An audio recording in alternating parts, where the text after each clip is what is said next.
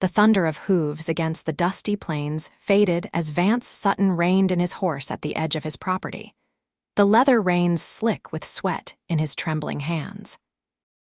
His eyes, red-rimmed and hollow, stared at the small mound of freshly turned earth beneath the lone cottonwood tree where he'd laid his wife to rest just 3 days before. Julia's final resting place, marked with a wooden cross he'd carved himself, taunted him with its permanence.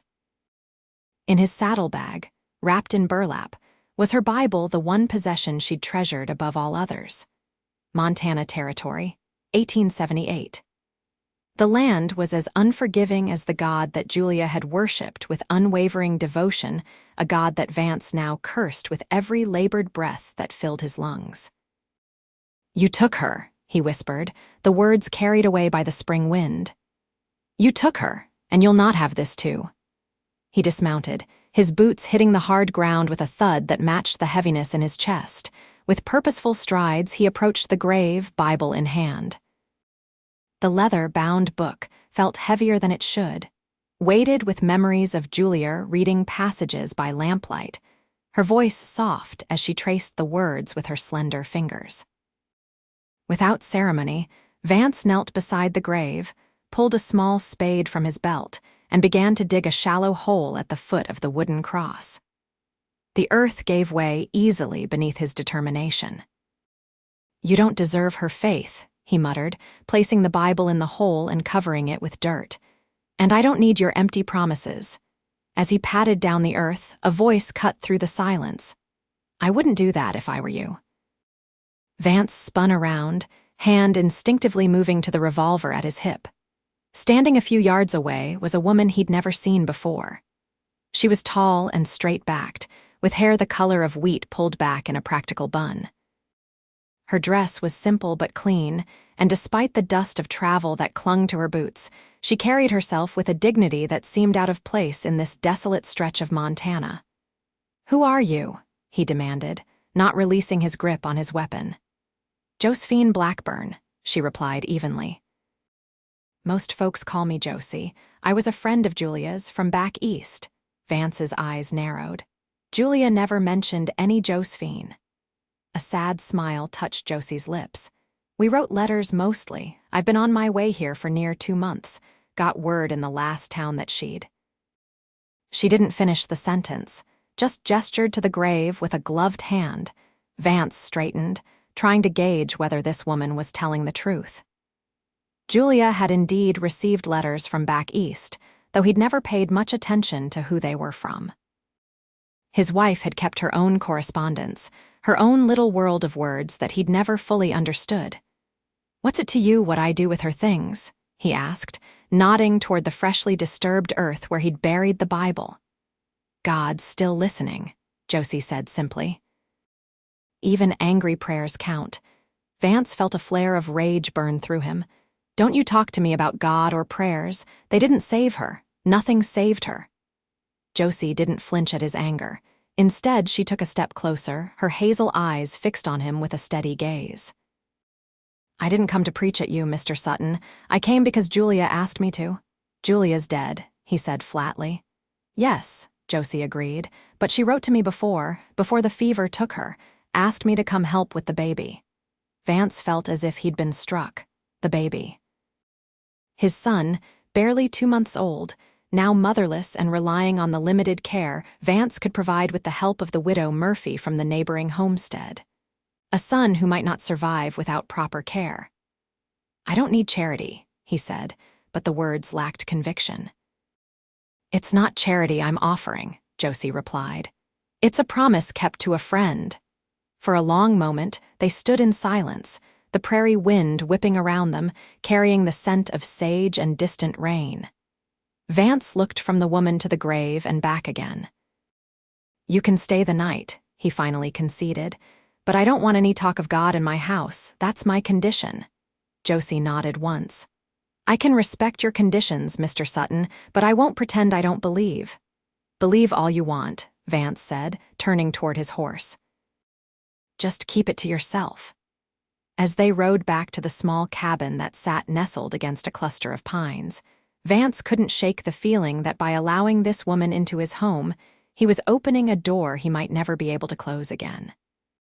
The cabin came into view, a modest structure built by Vance's own hands 3 years earlier, when he and Julia had staked their claim on this patch of wilderness. Smoke curled from the chimney, signaling that Mrs. Murphy was still there, tending to the baby.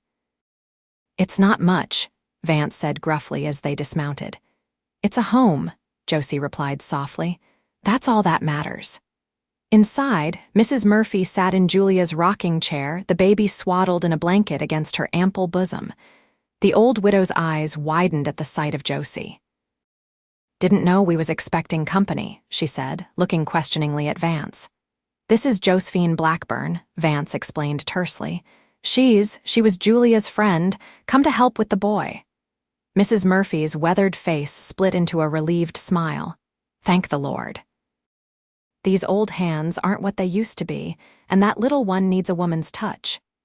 Josie approached Mrs. Murphy, her eyes fixed on the infant. "May I?" she asked, holding out her arms. "Mrs." Murphy transferred the baby with practiced ease, and Josie cradled him close, studying his tiny features with a tenderness that made Vance's chest ache. "What's his name?" she asked without looking up. Vance hesitated. Julia wanted to call him Samuel, after her father. "Samuel," Josie repeated, brushing a finger against the baby's cheek. "It suits him." Mrs. Murphy gathered her things, clearly eager to return to her own home now that a replacement had arrived. "I've left stew on the stove and bread's cooling on the table," she informed them. "The baby's been fed, but he'll be hungry again in a few hours." After the widow departed, an awkward silence settled over the cabin. Vance busied himself with stoking the fire while Josie continued to hold Samuel, humming softly under her breath. "You can put him in the cradle," Vance said, gesturing to the wooden cradle that sat near the bed. "He'll sleep for a while now." Josie nodded and gently placed the sleeping infant in his bed. "He has Julia's chin," she observed. Vance didn't respond. He couldn't bear to look too closely at his son, to see the pieces of Julia that lived on in him. It hurt too much. "I'll fix us some supper," Josie offered, moving toward the stove. "I'm not hungry," Vance replied, though it had been hours since he'd eaten. "You need to keep up your strength," she insisted. "For Samuel, if not for yourself." Vance wanted to argue, but found he lacked the energy. He slumped into a chair at the rough-hewn table, watching as this stranger moved around his kitchen with surprising ease, ladling stew into bowls and cutting thick slices of bread. "How did you know Julia?" he asked abruptly. Josie set a bowl in front of him before answering. "We grew up together in Pennsylvania. Our fathers worked at the same mill. We were like sisters, really, until she met you and moved west." She never talked much about her life before, Vance admitted, picking up his spoon more out of obligation than hunger. "Julia always looked forward, not back," Josie said with a small smile. That was her way.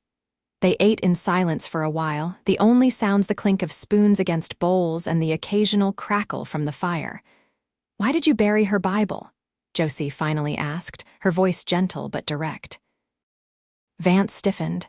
"That's not your concern." "Maybe not," she agreed, "but Julia loved that Bible. It was her mother's." "I know what it was," Vance said sharply.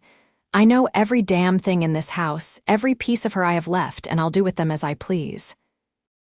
Josie didn't recoil from his anger. "Of course you will," she said. "I'm just trying to understand." "There's nothing to understand," he replied, pushing away his half-eaten bowl. "My wife is dead. God didn't save her. All her prayers and faith amounted to nothing." "Faith isn't about being saved from death, Mr. Sutton," Josie said quietly. "It's about finding peace in living and in dying when the time comes." "Did Julia have peace?" Vance demanded, his voice rising. "Did she have peace when she was burning with fever, when she was too weak to hold her own child?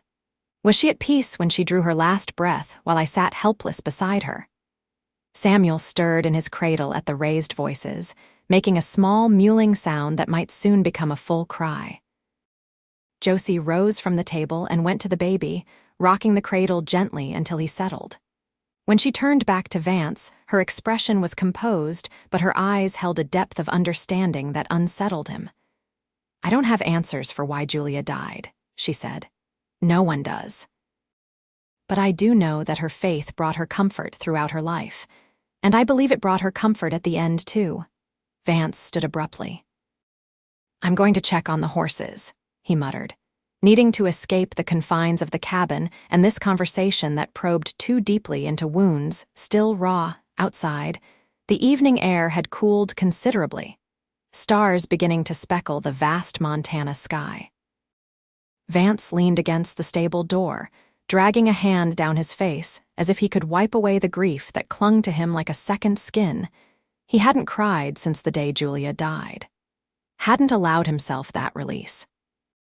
But now, with a stranger in his house speaking Julia's name and holding his son, the dam within him threatened to break. "Damn you," he whispered, and he wasn't sure if he was cursing God or himself. When he finally returned to the cabin, Josie had cleared the table and was sitting in the rocking chair, a small journal open in her lap. "I found this among my things," she said without preamble. "It's letters Julia sent me over the years. I thought perhaps you might like to read them someday." Vance shook his head. "I'm not interested in looking backward." Josie closed the journal. "As you wish, but the offer stands." She rose, setting the journal on the table. "I should retire. It's been a long journey." "You can take the bed," Vance said, gesturing to the narrow bed where he and Julia had slept. "I'll use the pallet by the fire." "That's not necessary. Take the bed," he repeated firmly. "Julia would have wanted you to be comfortable." A flicker of something gratitude perhaps crossed Josie's face. "Thank you, Mr. Sutton." "Vance," he corrected her. "If you're staying, you might as well use my name." "Vance," she echoed, "and I'm Josie." That night, as Vance lay on the hard floor beside the dying embers of the fire, he listened to the soft, steady breathing of his son and the occasional creak of the bed as Josie shifted in her sleep. In the darkness, he could almost pretend it was Julia there instead, that the past weeks had been nothing but a terrible nightmare. But morning would come, as it always did, and with it the stark reality of his loss. And now, he had this woman to contend with, this friend of Julia's, who spoke of faith and prayers as if they meant something in a world where good women died, and left their husbands and infant sons to carry on without them. He didn't want her here, stirring up memories and challenging his anger. But as Samuel let out a small cry and Josie rose immediately to tend to him, Vance knew he couldn't send her away. Not yet. His son needed her, even if he didn't. With that uncomfortable thought, he closed his eyes and surrendered to exhaustion, hoping for dreamless sleep, but knowing better than to expect such mercy. Dawn broke over the Montana plains, painting the sky in shades of pink and gold that would have taken Julia's breath away. Vance woke to the smell of coffee and the soft murmur of Josie's voice as she spoke to Samuel. "Your papa's a strong man," she was saying as she changed the baby's wrappings. "And you're going to be strong too, just like him." Vance remained still, not wanting to interrupt this private moment. He watched through half-closed eyes as Josie expertly tended to his son, her movements confident and gentle. There was no awkwardness in her care, no hesitation that might suggest she was unfamiliar with babies. "You have experience with infants," he observed, finally sitting up. Josie glanced over at him, not startled by his voice. "Good morning to you too," she replied with a hint of amusement. "And yes, I helped raise my younger siblings after my mother passed. 5 of them." Vance stood, stretching out the stiffness from a night on the floor. "Coffee smells good." "Help yourself," she offered. "I found some eggs too. Thought I'd make breakfast before you head out to your chores." Vance poured himself a cup of coffee, noting that it was stronger than he usually made it. He liked it that way. "You don't need to cook for me," he said. "I know I don't need to," Josie responded, securing the baby's wrappings and lifting him into her arms. "But we all need to eat, and it makes sense for me to handle the cooking while I'm here." "And how long will that be?" Vance asked, the question more direct than he'd intended. Josie met his gaze evenly. That depends. On what? On how long Samuel needs me, on how long you do, Vance scoffed. I don't need you. Maybe not, she conceded, bouncing slightly as Samuel began to fuss. But you need someone, and right now I'm what's available. Her practicality was disarming.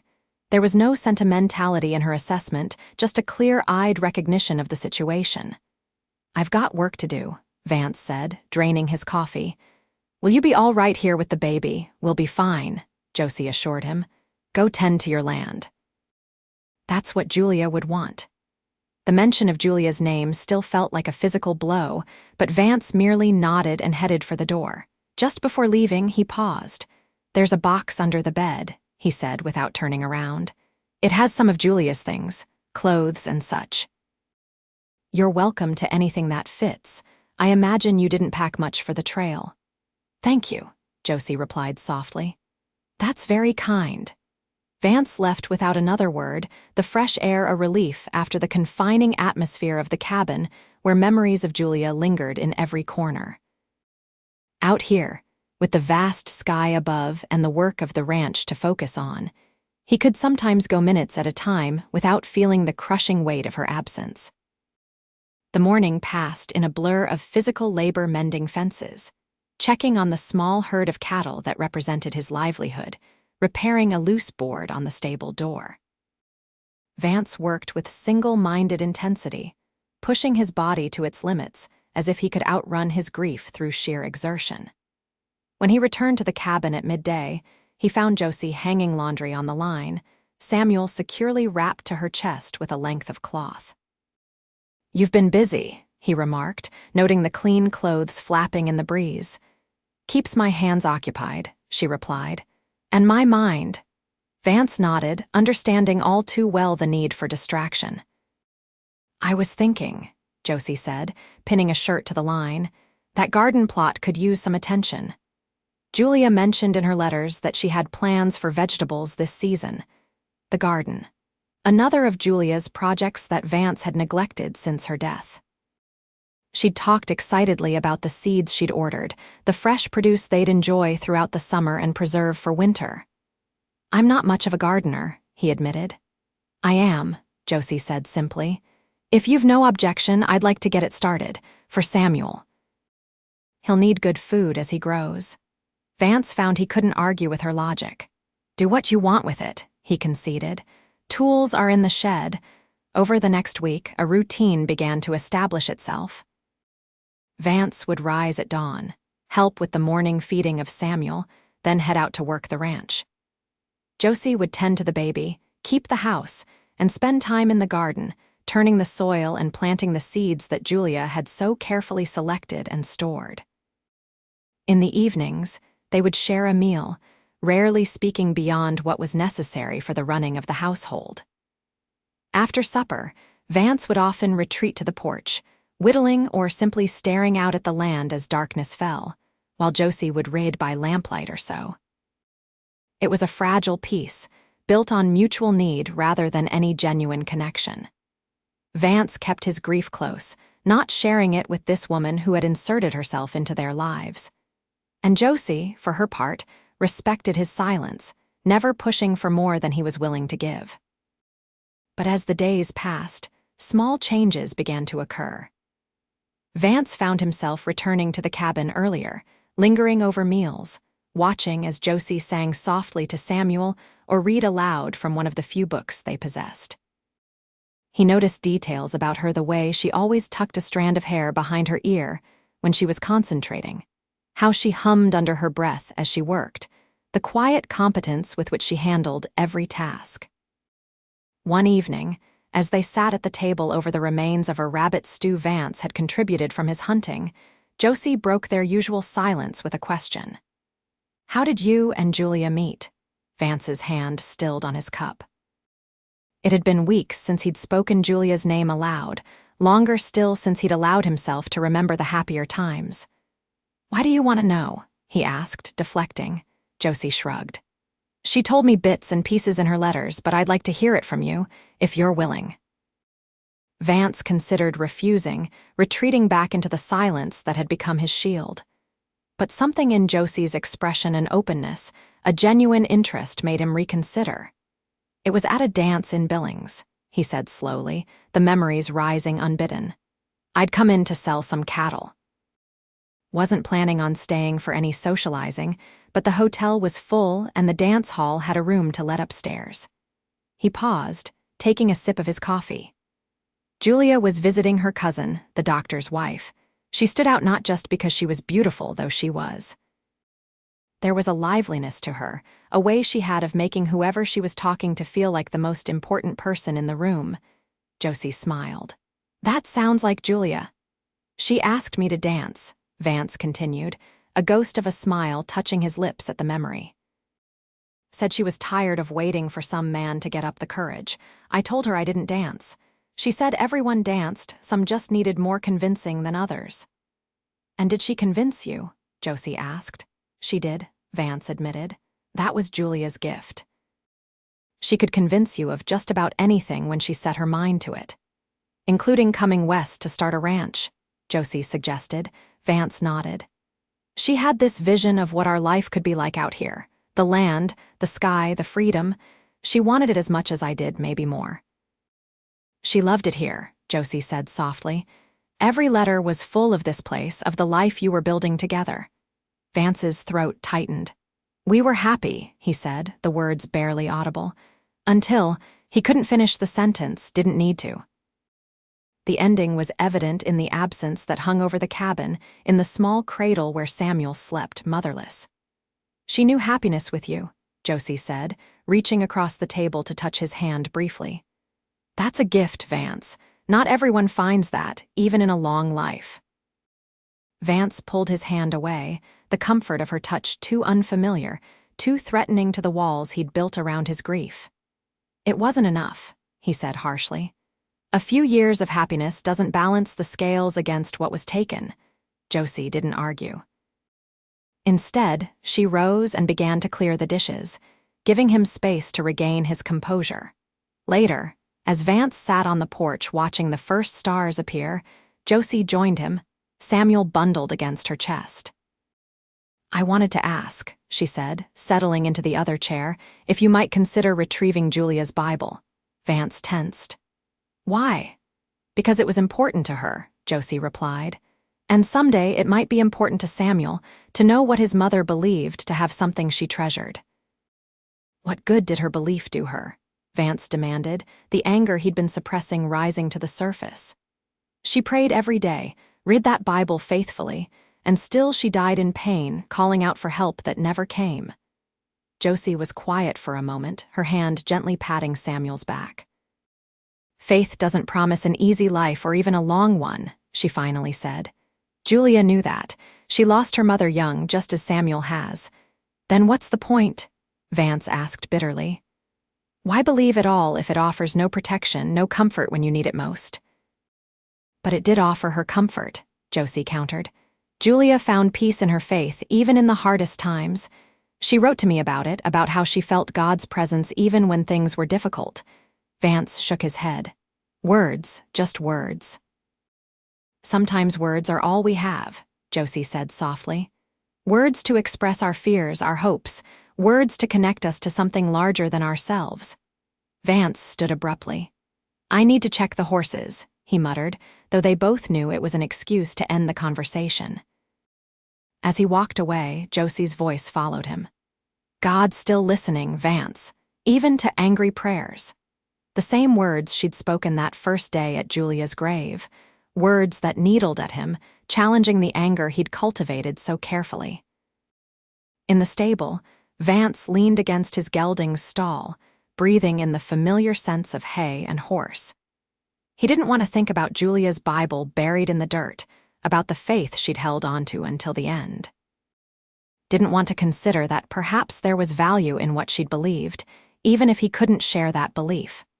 But Josie's words had taken root, and as much as he tried to dismiss them, they persisted. The next morning, before dawn had fully broken, Vance rode out to Julia's grave. The earth where he'd buried the Bible was still slightly disturbed, though spring rains had begun to smooth it over. For a long moment, he sat on his horse, looking at the wooden cross he'd carved, at the name and dates etched into its surface. Julia Ann Sutton, beloved wife, mother, 1853–1878. 25 years. Such a brief life, yet she'd filled it with more love, more joy, more faith than many who lived twice as long. With a heavy sigh, Vance dismounted and knelt beside the spot where he'd buried the Bible. Using his hands, he began to dig, the cool morning earth yielding easily to his efforts. Soon his fingers touched burlap, and he carefully extracted the wrapped Bible from its shallow grave.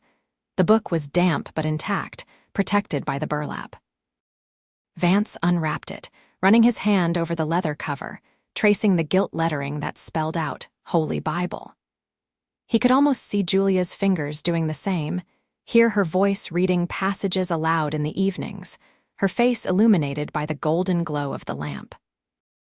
"I still don't understand," he said aloud, his voice breaking the morning stillness. "I don't understand why you were taken, why Samuel has to grow up without you, why I have to live without you." There was no answer but the soft whisper of the wind through the cottonwood leaves and the distant call of a meadowlark. Vance hadn't expected one. He rewrapped the Bible carefully and tucked it inside his jacket. "I can't promise I'll ever believe again," he continued, speaking to the wooden cross, to the memory of Julia that lived within him. "But I'll keep this for Samuel, so he can know what was important to you." It was a small concession, but it felt significant as he mounted his horse and rode back toward the cabin where Josie and Samuel would be waking. When he arrived, Josie was already up, heating water for coffee. Samuel lay in his cradle, cooing softly at the mobile of carved wooden animals that hung above him, another of Julia's treasures, made by her father. "You're out early," Josie remarked, looking up from the stove. Her hair was loose around her shoulders, not yet pinned up for the day, and the sight of it momentarily distracted Vance. He hadn't realized how long it was, how the morning light caught the wheat-gold strands. "I had something to do," he said, shaking off the observation. He pulled the Bible from inside his jacket and set it on the table. "You were right. Samuel should have this someday." Josie's eyes widened, then softened with understanding. "Thank you," she said simply. "Julia would be grateful." "It needs to dry out," Vance said, not acknowledging her thanks. "I'll put it near the fire." As he carefully arranged the Bible on the hearth, positioning it to benefit from the warmth without risking damage, Vance felt a strange sense of lightness. Not happiness, that emotion was still too distant, too closely tied to what he'd lost. But perhaps a loosening of the grip grief had held on his heart. That day, instead of immediately heading out to work after breakfast, Vance found himself lingering, watching as Josie went about her morning routine with Samuel. There was a rhythm to her movements, a quiet confidence that spoke of experience and natural ability. "You're good with him," Vance observed. Josie glanced up, a hint of surprise crossing her features at his continued presence and the unexpected compliment. "Thank you," she replied. "He's an easy baby, content like his father." "Content?" Vance echoed with disbelief. "I don't think anyone would describe me that way these days." Josie smiled slightly. "Perhaps not now. But Julia wrote about your steadiness, your ability to find satisfaction in the work of your hands and the land you tended. That's a form of contentment, isn't it?" Vance considered this. It was true that before Julia's death, he had found deep satisfaction in the life they were building together. The ranch wasn't large or particularly profitable yet, but it was theirs, carved from the wilderness by their own determination and hard work. "I used to be," he finally admitted. "Content, I mean, before," Josie nodded, understanding the dividing line in his life before Julia's death and after. "You will be again," she said with quiet certainty. "Different, perhaps, changed by what you've lost, but you'll find your way back to it." "How can you be so sure?" Vance asked, genuinely curious. "Because I've seen it happen," Josie replied. "My father, after my mother died." My sister, after she lost her first child. Grief changes us, but it doesn't erase who we are at heart. Vance wasn't convinced, but he found her certainty oddly comforting. The idea that this current state, this hollow, angry existence might not be permanent, was something he hadn't allowed himself to consider. "I should get to work," he said, moving toward the door. But before leaving, he hesitated, then added, "I thought I might bring in a couple of chickens from town next time I go. Julia always wanted fresh eggs." Josie's smile widened. "That would be wonderful. A garden and chickens will be practically self-sufficient." The word hung in the air between them, neither acknowledging the implication that Josie's presence might extend beyond the immediate future. Throughout the day, as Vance went about his chores, he found his thoughts returning to Josie more often than he cared to admit. Not in comparison to Julia, they were as different as two women could be. Where Julia had been vivacious and talkative, Josie was measured and thoughtful. Julia had approached life with enthusiastic optimism. Josie faced it with pragmatic determination. And yet, there was something about Josie that drew him: her quiet strength, her unshakable faith, the way she had stepped into their broken lives and begun to stitch the pieces back together without fanfare or expectation of gratitude. It was unsettling, this awareness of another woman when Julia had been gone only a matter of weeks. Vance felt a stab of guilt, as if he were somehow betraying his wife's memory by noticing Josie's kindness, her competence, the grace with which she moved through the world. By the time he returned to the cabin that evening, Vance had firmly resolved to maintain the emotional distance he'd established. Josie was here for Samuel, not for him. Her presence was temporary, a stopgap until what? Until he could manage alone, until Samuel was older. He hadn't thought that far ahead, but his resolve wavered as he stepped into the cabin and was greeted by the scene before him. Josie sat in the rocking chair, Samuel in her arms, reading aloud from Julia's Bible. The cabin was warm and smelled of fresh bread, and something savory bubbling on the stove. It was a picture of domestic tranquility that he'd thought lost forever when Julia died. "For I know the plans I have for you, declares the Lord, plans to prosper you and not to harm you, plans to give you hope and a future," Josie read softly, her voice a soothing cadence that had lulled Samuel to sleep. She looked up as Vance closed the door behind him. "Jeremiah," she said by way of explanation. It was one of Julia's favorite passages. She underlined it. Vance hung his hat on the peg by the door. "She did love that verse," he acknowledged. "Quoted it when we first decided to come west, said it gave her courage for the journey." "It's a good reminder," Josie said, closing the Bible carefully and setting it aside. "That even when we can't see the path forward, there is one." "Do you really believe that?" Vance asked, genuinely curious. "After everything you've seen, everything you've lost." Josie considered the question seriously. "I do," she finally said. "Not because life has been easy or fair, but because I've seen enough of its twists and turns to know that what looks like an ending can sometimes be a beginning in disguise." "A beginning," Vance repeated, the word both frightening and strangely hopeful. "I'm not sure I'm ready for that." "Most beginnings don't wait until we're ready for them," Josie pointed out with a small smile. "They happen anyway, and we adjust as best we can." As they shared supper that evening, Vance found himself more inclined to talk than he had been since Josie's arrival. He told her about the ranch, about his plans for expanding the herd, about the challenge of making a living in this beautiful but unforgiving land. Josie listened attentively, asking questions that revealed her own practical knowledge of farm life. Her father's mill had failed during a drought year, she explained, and they'd turned to farming to survive. "It was a hard transition," she admitted, "but we managed." "My father always said that survival is mostly about being willing to adapt." "Your father sounds like a wise man," Vance observed. "He was," Josie agreed, a shadow of old grief passing over her face. "He died 2 years ago. That's part of why I was able to come when Julia wrote. There wasn't much holding me in Pennsylvania anymore." Vance realized how little he knew about this woman who had stepped into their lives. "What about your siblings? The ones you helped raise?" "All grown now, with families of their own," Josie replied. "My youngest brother just married last fall. They don't need me anymore." There was no self-pity in her statement, just a matter-of-fact assessment of her circumstances. But Vance caught a glimpse of something else, perhaps loneliness, or a quiet longing for a family of her own. "And you never married?"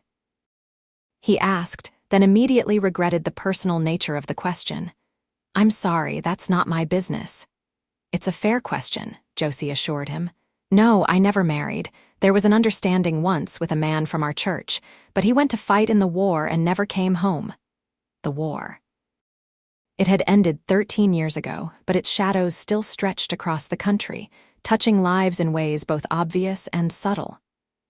"I'm sorry," Vance said simply. Josie shrugged. "It was a long time ago, and life has a way of offering different paths than the ones we imagine for ourselves."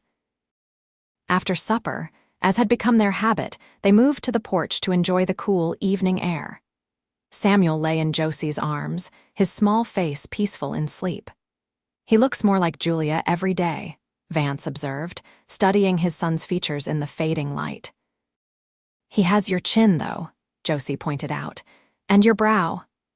Vance had never been good at seeing himself in the baby, too preoccupied with the pain of seeing Julia reflected in their child.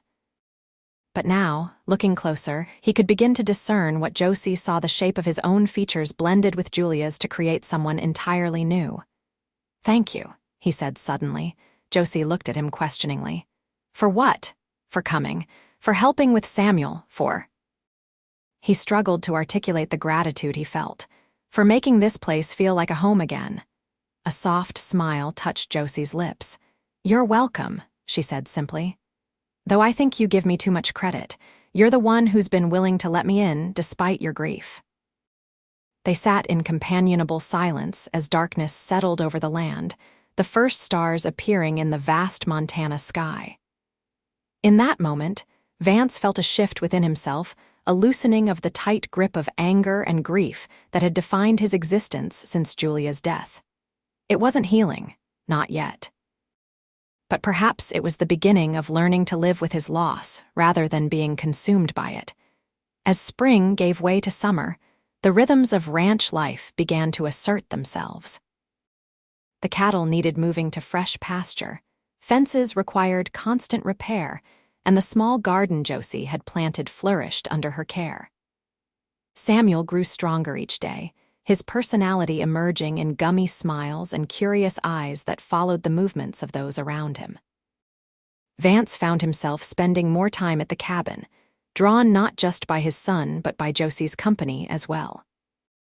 Their conversations, once stilted and limited to the practical matters of running the household, gradually expanded to include shared memories, hopes for the ranch's future, and even occasional moments of laughter. One sweltering afternoon in late June, Vance returned from checking the herd to find Josie at the washing tub, her sleeves rolled up and her hair damp with perspiration as she scrubbed clothes against the washboard. Samuel lay on a blanket in the shade of the porch, cooled by the slight breeze. "You shouldn't be doing that in this heat," Vance said, dismounting and securing his horse. Josie looked up, wiping a strand of hair from her forehead with the back of her wrist. "It needed doing," she replied pragmatically. "And the clothes dry faster on a day like this." Without discussion, Vance moved to help, taking over the task of wringing out the heavy, wet clothes and hanging them on the line. They worked together in companionable silence, the domestic task somehow made less mundane by their shared effort. "I've been thinking," Vance said as they finished hanging the last of the laundry, "about expanding the cabin before winter." Josie glanced at him, a question in her eyes that she didn't voice. "Samuel will need his own room eventually," Vance explained. "And it would be good to have a proper kitchen, maybe a second bedroom for—" He paused, suddenly uncertain how to continue. "For guests," Josie supplied, her tone carefully neutral. "For you," Vance clarified, "if you're planning to stay." The question that had hung unspoken between them for weeks was finally out in the open. Josie stilled, her hands pausing in the act of folding the empty washtub. "I hadn't thought beyond helping with Samuel through his first year," she admitted. "I didn't want to presume." Vance nodded, understanding her hesitation. "I know I haven't made it easy for you to feel welcome. My grief, it doesn't leave much room for gratitude sometimes." "You don't owe me gratitude," Josie said firmly. "I came for Julia and I stayed for Samuel, and for now it was her turn to hesitate." Vance prompted. Josie met his gaze directly. "For you too, if I'm being honest. I've come to care about your welfare, Vance, about the life you're trying to rebuild." The admission hung between them, fraught with implications neither was ready to address directly. Vance felt a complex mix of emotions: guilt at the idea of moving forward without Julia, fear of opening himself to potential loss again, and something else, something warm and hopeful that he'd thought dead inside him. "I'd like you to stay," he said finally, the words simple but weighted with significance.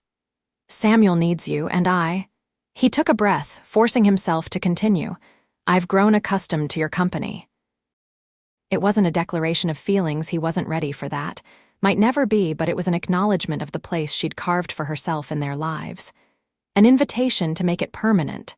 A smile slowly spread across Josie's face, warming her eyes. "Then I'll stay," she said. "At least until you add those rooms to the cabin. After that, we'll see." That evening, as they sat on the porch watching a spectacular sunset paint the sky in shades of orange and purple, Samuel sleeping soundly in his cradle inside, Vance felt a tentative peace settle over him. The Bible that he'd buried and retrieved now sat on the small shelf beside his bed, a tangible link to Julia and the faith she'd held so dear. "Julia would be happy," Josie said softly, as if reading his thoughts. "To see you and Samuel finding your way forward." "Would she?" Vance wondered aloud. "Happy to see another woman in her home, caring for her child?" "Yes," Josie said with certainty. "She loved you too much to want you to live in grief forever. She told me as much in her last letter." Vance turned to look at her. "What do you mean?"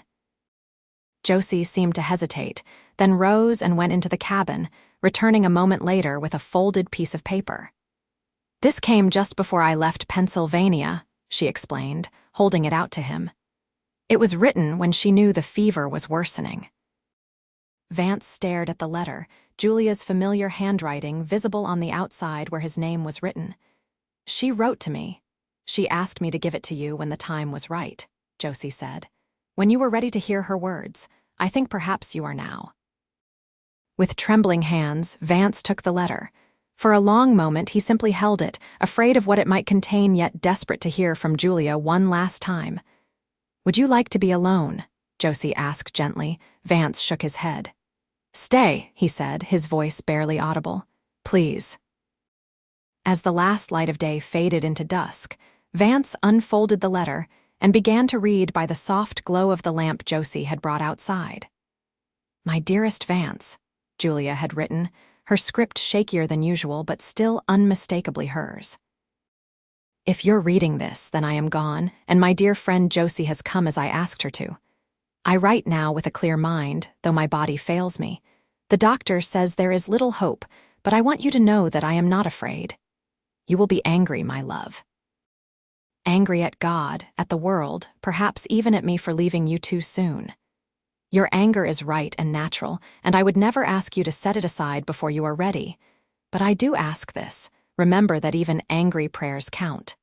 God is still listening, even when you rail against him. I have loved our life together more than words can express. The ranch, our home, and most precious of all, our son. Watch over him, Vance. Tell him of me when he is old enough to understand. Let him know that his mother loved him with her whole heart from the moment she knew of his existence. And when the time comes, and it will come, though you may not believe it now, open your heart again. Love is not a finite resource that can be used up. It grows and expands, finding new channels when old ones are blocked. Josie has been my dearest friend since childhood. She knows me better than anyone except you. Trust her, Vance. Let her help you find your way back to life, back to faith if that is your path, back to love when you are ready. I go now to a peace beyond understanding, but a piece of my heart remains with you and Samuel always. All my love for all time, Julia. Vance lowered the letter, tears streaming unchecked down his face. It was the first time he had wept openly since Julia's death, the grief he'd kept tightly controlled finally breaking free. Beside him, Josie sat in respectful silence, her own eyes bright with unshed tears. After a time, she reached over and placed her hand lightly over his. "She knew you so well," Josie said softly. "Your anger, your pain, but also your capacity for love." Vance nodded, unable to speak past the tightness in his throat. Julia's words echoed in his mind. Even angry prayers count. God is still listening. Had his rage against God been a form of prayer all along? A cry from the depths of his soul that, despite his rejection of faith, had still been heard, he didn't know. But for the first time since Julia's death, he felt a flicker of something that might, with time, become acceptance. Not of the injustice of her loss that would never be acceptable, but of the reality that life continued, that love persisted, that the future still held possibilities he couldn't yet imagine. Slowly, tentatively, he turned his hand beneath Josie's, linking their fingers together. It wasn't a declaration or a promise, merely an acknowledgement of connection, of shared grief and perhaps shared hope. They sat there as night fully descended, the vast Montana sky ablaze with stars. Behind them in the cabin, Samuel slept peacefully, too young to understand the currents of loss and renewal swirling around him. And somewhere, Vance allowed himself to believe, Julia looked on with approval as the family she'd loved began the long, painful, necessary process of healing. The summer months passed in a blur of ranch work, gardening, and the daily routines of caring for Samuel. With each passing day, Vance felt the sharp edges of his grief begin to soften, not disappearing but becoming more bearable, woven into the fabric of his life rather than dominating it entirely. Josie's presence was a steady comfort, her practical nature and quiet faith a counterbalance to the darkness that sometimes still threatened to overwhelm him. They worked side by side, rebuilding not just the physical structures of the ranch, but the emotional foundations of a home. In late August, Vance began work on the cabin expansion he'd mentioned. With the help of 2 men from neighboring ranches, he added a small bedroom for Samuel and a separate room that, though neither of them spoke of it directly, was clearly intended for Josie. The labor was hard but satisfying. Giving tangible form to the future, he was beginning to envision one where his son would grow up knowing both the memory of his mother and the living care of the woman who had stepped into their lives when they needed her most. One evening, as summer gave way to the first hints of autumn, Vance found Josie sitting on the porch, Julia's Bible open in her lap. Samuel, now 7 months old and increasingly active, was attempting to crawl on a blanket at her feet. "He'll be walking before we know it," Vance observed, settling into the chair beside her. Josie smiled, marking her place in the Bible with a finger. "And talking. He already has so much to say, even if we can't understand it yet." They watched in companionable silence as Samuel pushed himself up on his hands and knees, rocking back and forth as if gathering courage for forward movement. "I've been thinking about what Julia wrote," Vance said after a time, "about angry prayers." Josie turned to look at him, her expression open and attentive. "I've been angry for so long," he continued. "At God, at the world, at myself for not being able to save her. I didn't want to hear that my anger might be a form of prayer, that God might be listening even when I was cursing his name." "Anger is honest," Josie said simply. "God can handle honesty. It's pretending saying the right words while your heart feels differently that creates distance." Vance nodded slowly. "I buried her Bible because I couldn't bear to see it, to be reminded of a faith that seemed to have failed her. Failed us, but now I'm beginning to think that maybe the failure was in my understanding, not in the faith itself." "How so?" Josie asked, her voice gentle but encouraging. I thought faith was supposed to protect us from suffering, Vance explained. That if Julia believed strongly enough, if she was good enough, and she was so good, Josie, the best person I've ever known, then she would be spared. But that's not how it works, Josie completed the thought. Faith doesn't shield us from pain. It gives us a way to endure it, to find meaning in it, to trust that there's something beyond it. Yes, Vance agreed, surprised at how right her words felt. I'm not sure I believe yet. Maybe I never will, not the way Julia did, but I'm starting to understand what her faith meant to her. Why it mattered, even at the end. Josie reached over and squeezed his hand briefly. That's more than enough for now.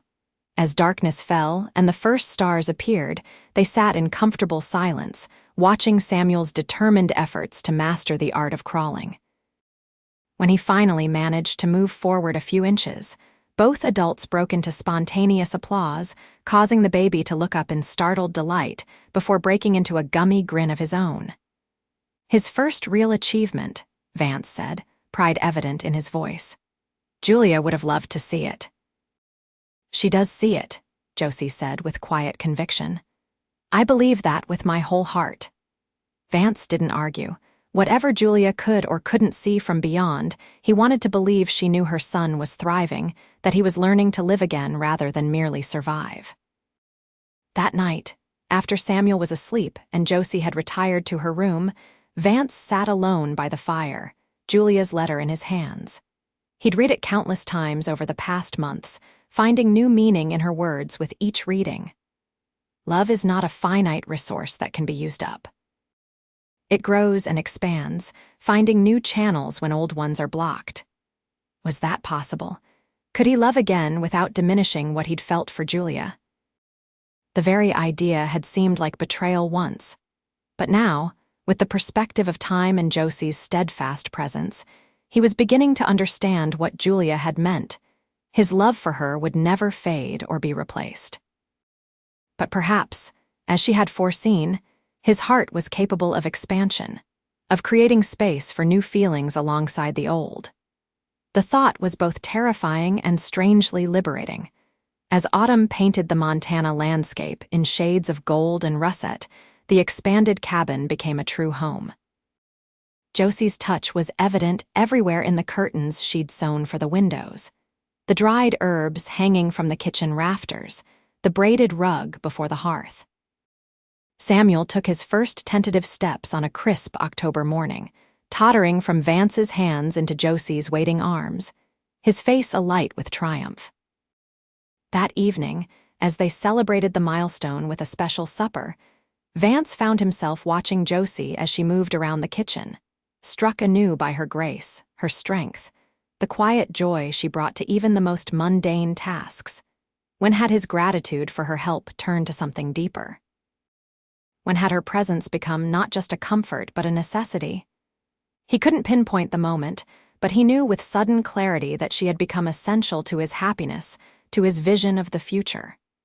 Josie, he said abruptly, setting down his coffee cup with more force than he'd intended. She turned from the stove, a question in her eyes. I need to say something, Vance continued, the words he'd been holding back for weeks, perhaps months, suddenly demanding to be spoken. Something I've been afraid to acknowledge, even to myself. Josie set aside the towel she was holding and came to sit across from him at the table, her expression composed but expectant.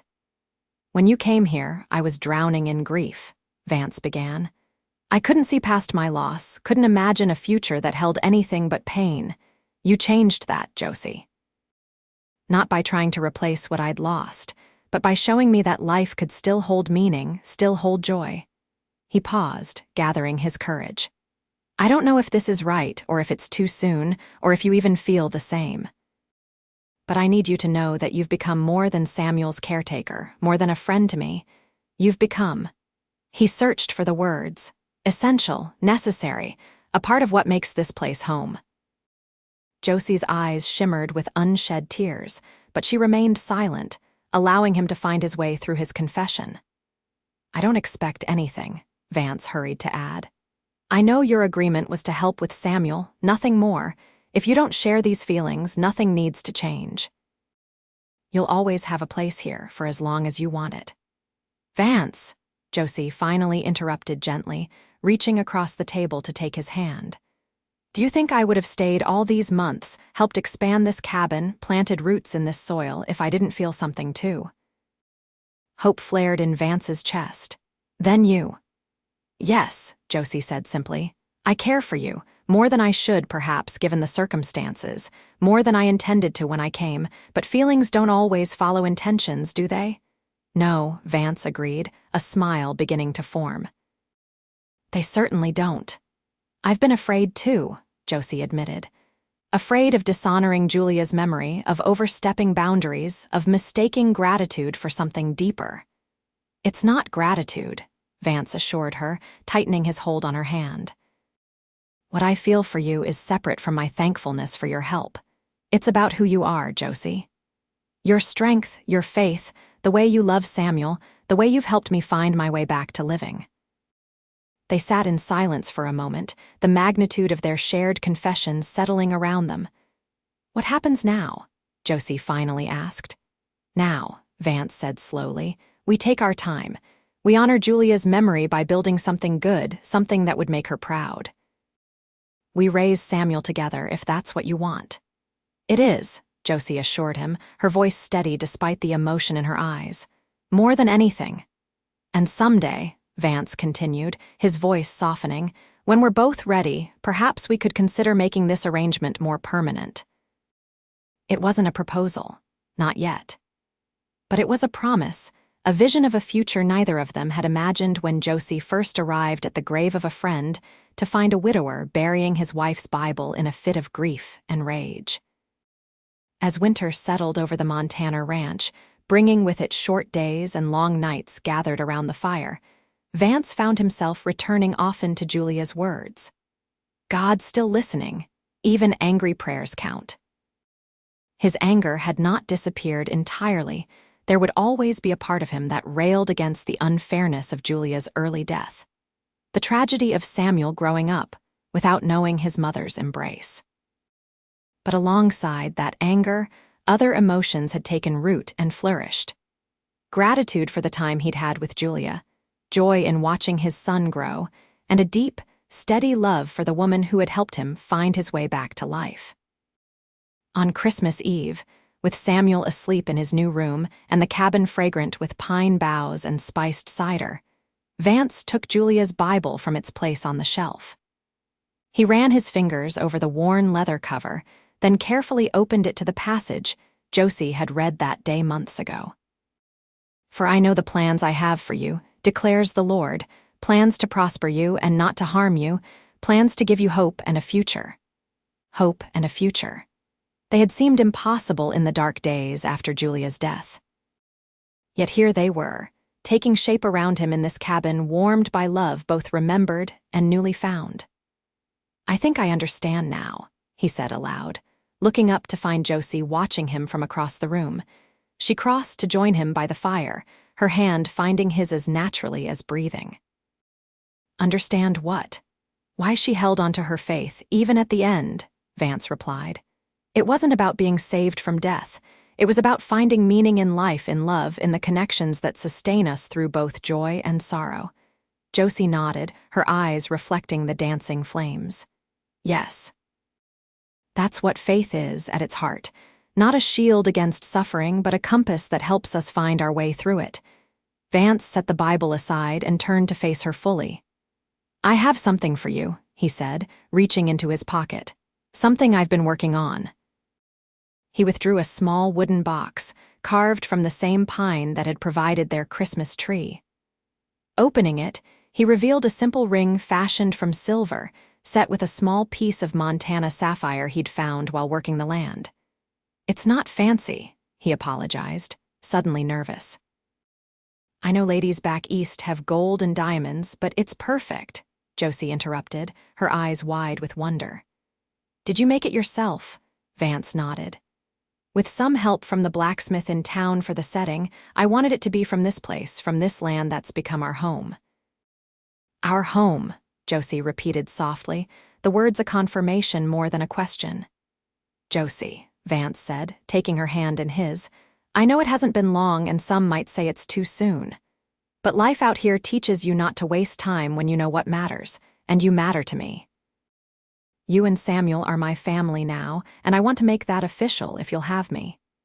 Tears spilled onto Josie's cheeks, but her smile was radiant. Yes, she said without hesitation. Yes, I'll have you, Vance Sutton, for all the days we're given. As he slipped the ring onto her finger, Vance felt a sense of rightness, of coming full circle. The grief of loss would always be part of his story, as would the anger he'd felt in its aftermath. But now, those darker chapters were balanced by new ones filled with love, with hope, with the promise of a future built on the foundation of all that had come before. And somewhere, he believed, Julia was smiling, her final gift to him fulfilled in ways he could never have imagined when he'd stood at her grave, burying her Bible in a futile attempt to bury his pain along with it. God's still listening, Josie had told him that day. Even angry prayers count. As he drew his new fiancée into his arms, Vance silently acknowledged the truth of those words at last.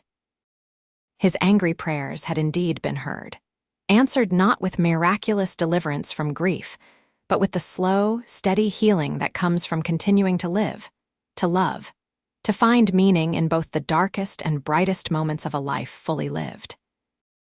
And for Samuel's growing strength, for Josie's steadfast love, for the memory of Julia that would always be honored in this home they were building together, he offered up a different kind of prayer at last. Not anger, but gratitude. Not demand, but acceptance. Not questioning, but peace. As the Montana winter wrapped its icy embrace around their small cabin, the warmth within defied it. Love, in all its complexity, had found a way to flourish even in the soil of loss. And in that miracle ordinary, yet profound, Vance found his faith renewed, not in promises of protection from suffering, but in the power of love to transcend it, transforming even the deepest grief into the possibility of joy.